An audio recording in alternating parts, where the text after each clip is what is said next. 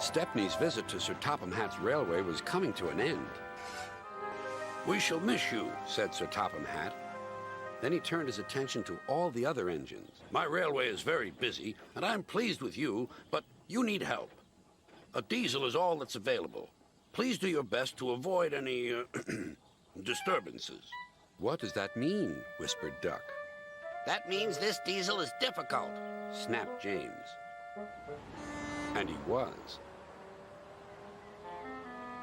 The diesel surveyed the shed. "Not bad. I've seen worse. At least you're all clean." The engines glared. "It's not your fault, but Sir Topham Hatt should scrap you and get engines like me. A fill of oil, a touch on the starter, and I'm off. No bother, no waiting. They have to fuss round you for hours before you're ready." The engines were furious. Next morning, they held an indignation meeting round the turntable. "Disgraceful. disgusting, Despicable. To say such things to us," cried Donald and Douglas. "It's to teach 'em a lesson we'd be wanting. Now, how do we do it?"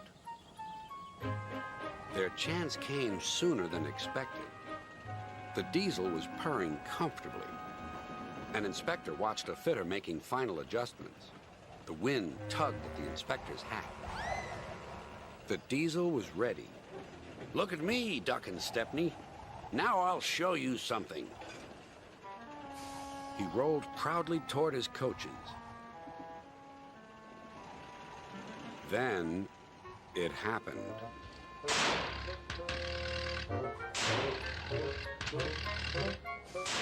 Shaking and spluttering, the diesel stopped. Meanwhile, the inspector was looking for his hat. The diesel seethed with fury as Duck and Stepney pushed him back to the shed. "My hat!" exclaimed the inspector. "You've sucked it through your air intake." "Bother your hat. The heavy train's due out. You'll have to take it, Duck. Stepney, will you help, please?" "Thank you, sir," cried Stepney. "I'd like a good long run on my last day." The engines were soon ready.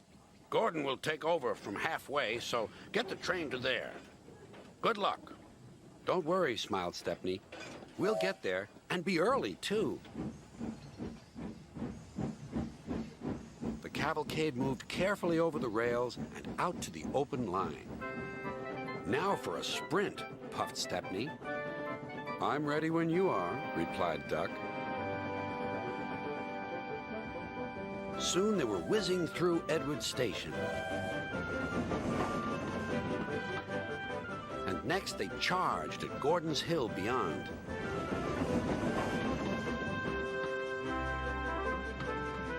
They felt the drag of the heavy coaches here. It was hard work.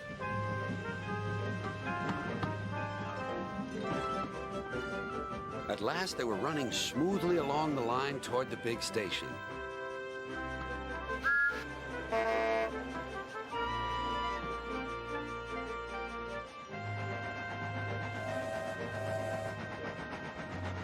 "Hello, you're early," said Gordon. "That's one in the headlamp for old Diesel."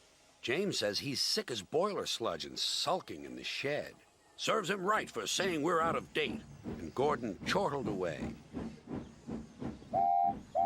Next day, everyone came to say goodbye to Stepney. "Come back and see us soon," whistled the engines. "And you are always welcome on my Bluebell Railway, too," replied Stepney. Then he puffed away. What about Diesel? He'd slipped out while no one was looking. But he left two things behind: a rather nasty smell and a battered bowler hat.